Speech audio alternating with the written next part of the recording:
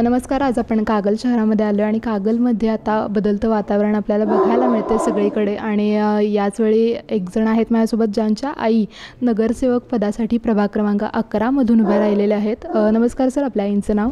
मीना विलास लोटे.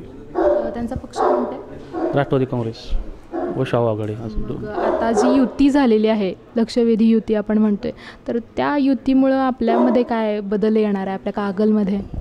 काय नाही बदल म्हणजे ती दोघं एकत्र आली ही एक चांगली गोष्ट आहे.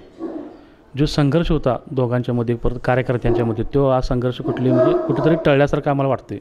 आणि त्याच्यामध्ये आता मुसरी साहेब काय हे विकासाचे महामेरूच आहेत.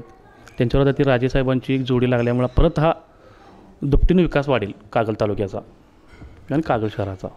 कागलचा आपण म्हणतो ना की विकास आता बऱ्यापैकी झालेला आहे, तर आता तुम्हाला कोणतं वाटते की आपल्या आईंच्याकडून आपल्याला हे काम पूर्ण करून घ्यायचं आहे? आता गेली 5 वर्ष मी नगरसेवक होतो, उपनगरसेवक होतो. त्यावेळी मी सातत्याने आमच्या समाजासाठी एक बौद्ध विहारची मागणी करत होतो नगरपालिकेमध्ये. त्याला जागा जवळजवळ एक 15-20 गुंठ जागा लागत्या. ती आम्हाला गावठामध्ये कुठं भेटत नव्हती जागा. तर आता आमच्या समाजानंच निर्णय घेतला की आमची एक जागा आहे समाजाची, त्या समाज जागेमध्ये आपण तिथं 15-20 गुंठ्यामध्ये आपलं ते बौद्धचा प्रस्ताव टाकलेला. आता अंतिम त्याच्यात चालू आहे सगळे.